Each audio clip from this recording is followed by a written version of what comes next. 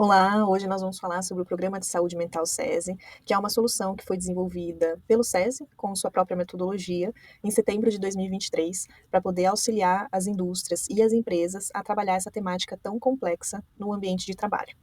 Então, desde a época da pandemia e pós-pandemia também, cada vez mais as empresas têm percebido essa importância de se trabalhar o tema de saúde mental com seus colaboradores e também na sua cultura organizacional, visto que elas impactam e também se refletem nos indicadores de gestão de pessoas e também de negócios financeiro, né, como os afastamentos, turnover, índice de presenteísmo, de absenteísmo, a questão de reputação no mercado. Então, tudo isso é um impacto da saúde dos seus colaboradores e como que isso vai se transparecer naquilo que eles oferecem, né?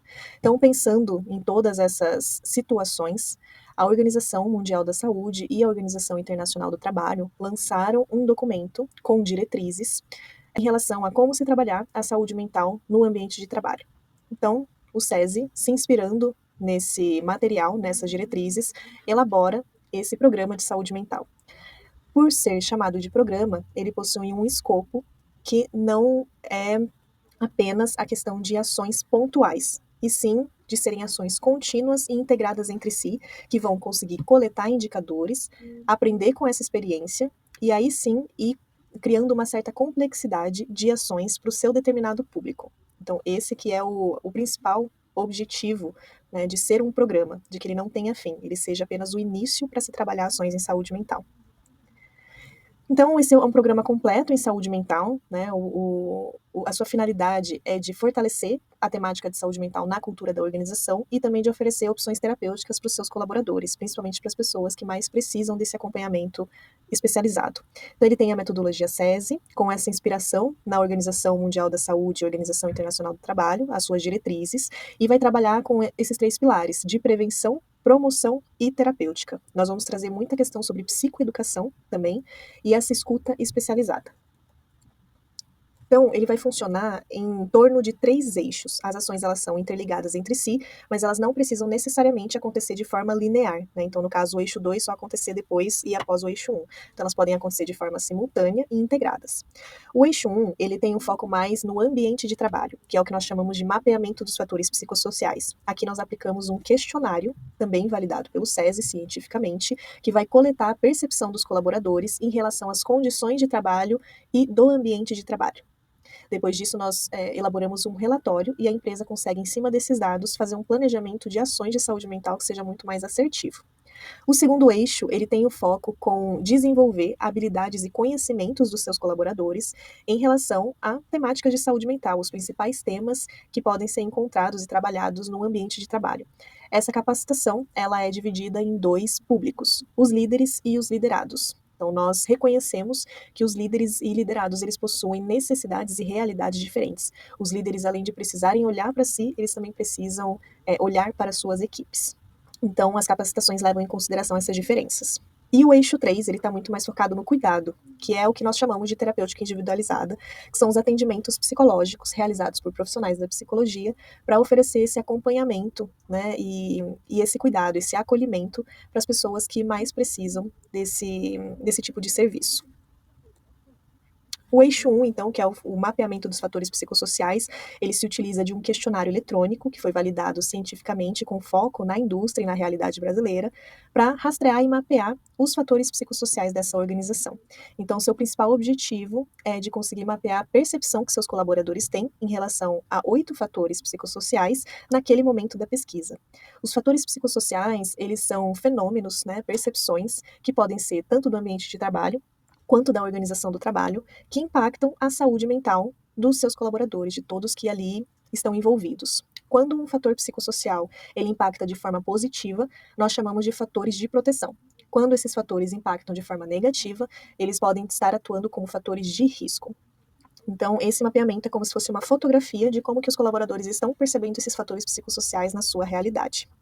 Nós realizamos o envio desses questionários via e-mail ou via WhatsApp também. Quem oferece essas informações é a própria empresa no período de planejamento do cronograma. Tá? Todas as respostas desse questionário são anônimas e sigilosas. Nós do SESI quem ficamos com o banco de dados dessas respostas. Esse questionário, ele é composto por 3 partes. A primeira se refere à parte sociodemográfica, para nós compreendermos o perfil desse público. Então, nós já temos um modelo pré-estabelecido que contém sexo, escolaridade, a área de trabalho e o tempo de empresa. Caso a empresa queira fazer alguma alteração, seja incluindo alguma pergunta, retirando ou até alterando o tipo de resposta, isso é possível nessa primeira parte. Depende muito do que a empresa quer estratificar do seu público. Se a empresa ela tem a realidade de se trabalhar por turnos, ela consegue colocar essa estratificação.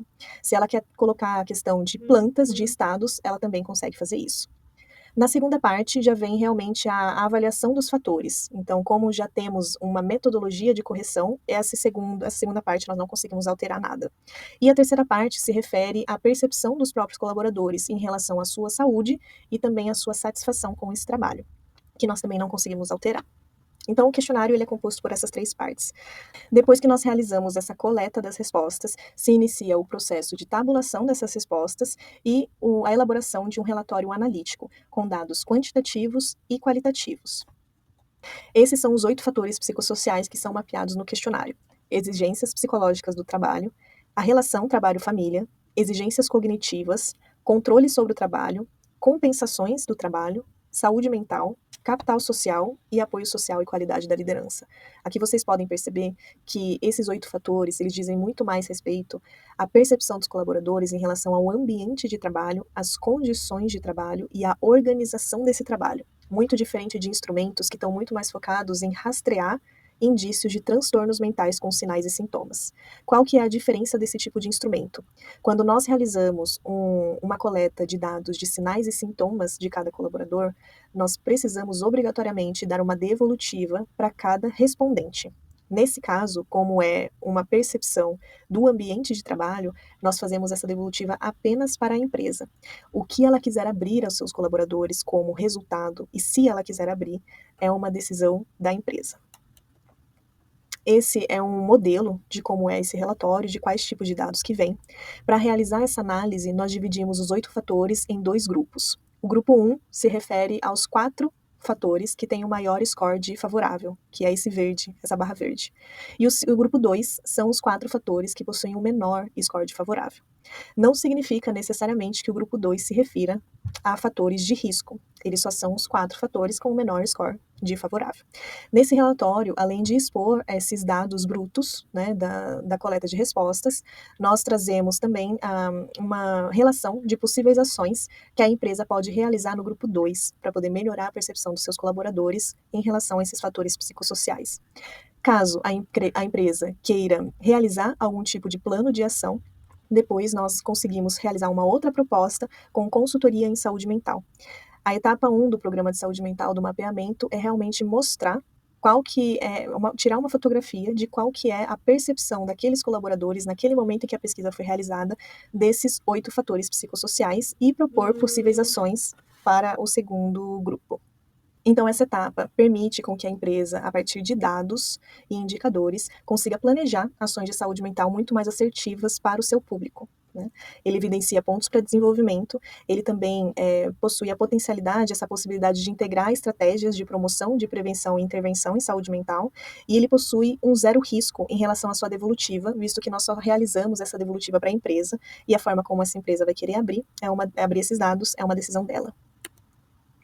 O segundo eixo, ele é focado nas capacitações, que são trilhas de treinamentos para líderes e liderados. O principal objetivo é de oferecer orientações de boas práticas, aproximar esses colaboradores com as temáticas de saúde mental, oferecendo muitas dicas de como eles podem colocar essas orientações no seu dia a dia, no seu cotidiano, o que fazer, o que não fazer, para prevenir o adoecimento mental. Então, cada um desses encontros, eles vão trazer principais conceitos, a importância de se trabalhar essas temáticas, aproximar os colaboradores desses temas, deles conseguirem se perceber em meio a eles, orientações práticas do que fazer, do que não fazer, e recomendações de material de apoio, como, por exemplo, filmes, livros. Para cada tema, a gente tenta trazer um material de apoio diferente. Então, como que funciona? Cada turma possui, no máximo, 30 pessoas e vai passar por uma trilha de 4 encontros. Esses encontros, eles já estão com um alinhamento da temática em todos eles, conceitual, e eles são conduzidos por profissionais da psicologia para fazer essa mediação. o que é muito importante, porque eles conseguem desenvolver e trabalhar todas essas temáticas em meio à segurança psicológica. Então, eles são capacitados para fazer acordos ali antes de cada encontro, para o que for trabalhado ali, que permaneça ali, né? Então, esse é o acordo que todos fazem coletivos de manter a segurança psicológica, já que são temas que são sensíveis e podem impactar cada pessoa de uma forma e que, na verdade, precisam ser falados, né? Precisam ser discutidos. E para isso a gente precisa estar seguro o suficiente de conseguir dialogar sobre esses temas. O formato também pode ser realizado tanto presencialmente quanto online também. Esse é o escopo dos encontros de cada um desses públicos. O que diferencia os dois são os temas, a linguagem. O dos liderados ela acaba sendo muito mais abrangente, ela é muito mais acessível. Para os líderes, ele traz uma linguagem não muito técnica, mas também muito mais focada para a gestão de pessoas. E é a sua carga horária. Para líderes, cada encontro desses dura em torno de 1h30, e dos liderados de 1 hora. Os líderes, então, eles vão contar com ambiente de trabalho e fatores psicossociais, saúde mental e liderança, trazendo pontos de gestão humanizada, segurança psicológica, como identificar sinais de sofrimento psíquico em si mesmo e na sua equipe, de depressão, ansiedade e ataque de pânico. Aqui o intuito não é fazer ninguém diagnosticar ninguém, e sim perceber pontos de atenção e o que fazer com isso, como orientar. Gestão de estresse e prevenção do adoecimento, trazendo a questão do estresse como um fenômeno natural e que precisa ser manejado. Então, nós ensinamos, psicoeducamos com estratégias de manejo da gestão do estresse. E assédio e violência no trabalho, já que são fenômenos comportamentais e que estados mentais e emocionais influenciam diretamente nesse quesito comportamental.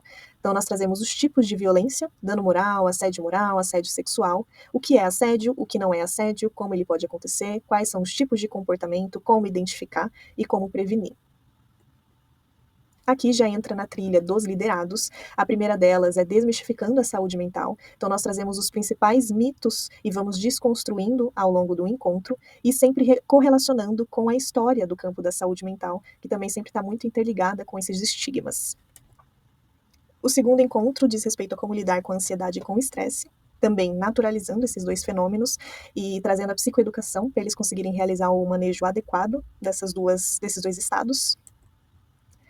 O terceiro, hábitos para a saúde mental, com foco nos dois principais pilares desse campo, que é autoconhecimento e autocuidado. Então, o principal objetivo é de fazer os colaboradores se perceberem como seres integrais, que possuem diversas dimensões, e trazemos também dicas de como implementar hábitos novos, com foco em autoconhecimento e autocuidado para promover sua própria saúde mental. E por último, como construir relações saudáveis. Então, nós trazemos a importância de se construir redes de apoio, que são um dos principais fatores de proteção para a nossa saúde mental, é a nossa rede de apoio, nossas relações interpessoais. Trazemos dicas de comunicação não violenta e também de gestão de conflitos. O eixo 3, ele é mais focado na terapêutica individualizada, que são os atendimentos psicológicos. Eles podem acontecer tanto de forma presencial, que é em company, o próprio psicólogo está dentro da empresa e atende os seus colaboradores, ou também no formato online. Esses atendimentos psicológicos, eles são feitos por psicólogos capacitados, devidamente registrados no seu conselho, e eles oferecem esse acolhimento, o atendimento humanizado e o sigilo profissional com base no seu código de ética. Também é importante sinalizar que ele pode realizar certos encaminhamentos, tanto em conjunto com a equipe de saúde da empresa, caso necessita, ou também para outras especialidades, de acordo com o caso. A natureza desses atendimentos é de psicoterapia breve, ou seja, ela possui o objetivo de traçar determinadas demandas com cada pessoa, a depender de cada caso, e realizar o fechamento com alta. Os atendimentos psicológicos, eles possuem uma estrutura que nós chamamos de ciclos, né? Então, cada ciclo, o colaborador, ele passa por 10 atendimentos psicológicos em um período, geralmente, de 6 meses. Então, se nós pegarmos esses 10 atendimentos em 6 meses, os 4 primeiros meses são no formato quinzenal e os 2 últimos meses no formato mensal. Essa é a indicação técnica de um escopo, de um ciclo de atendimento que seja baseado na psicoterapia breve e, tecnicamente, também traga benefícios para a saúde do colaborador. A recomendação técnica da população a ser atendida por esse eixo é de 10% da população total da organização a ter esse ciclo com os 10 atendimentos em 6 meses. Essa população ela pode ser estratificada tanto pela equipe médica, caso seja a realidade da organização, ou por meio de busca ativa de interesse. E cada consulta tem a carga horária de 1 hora. Nós também trazemos, em meio ao eixo 3, alguns indicadores para que as empresas consigam analisar, sempre respeitando o sigilo e nunca identificando as pessoas atendidas, e que sejam informações que as empresas consigam utilizar para poder planejar ações coletivas. Então, qual que foi o número de pessoas atendidas, quais as principais demandas identificadas em relação ao ambiente de trabalho, as sugestões de ações complementares, se tiveram algum encaminhamento realizado. Então, esse tipo de informação nós também trazemos em formato de relatório. Para a empresa, após toda a realização desses eixos, nós entregamos 2 relatórios, quando o escopo do programa contempla os 3 eixos, que é o relatório do mapeamento dos fatores psicossociais e o relatório do programa de saúde mental, contendo informações sobre os 3 eixos executados. Então é isso, o programa de saúde mental é esse programa completo e que objetiva, né, uma continuidade de ações. O primeiro com um foco muito mais no ambiente de trabalho, o segundo em desenvolver habilidades e conhecimentos dos colaboradores e o terceiro de fazer um acompanhamento especializado com as pessoas que precisam. Esse é o nosso blog, que contém diversas matérias sobre saúde mental, para quem tiver interesse, e qualquer dúvida pode nos acionar. Obrigada.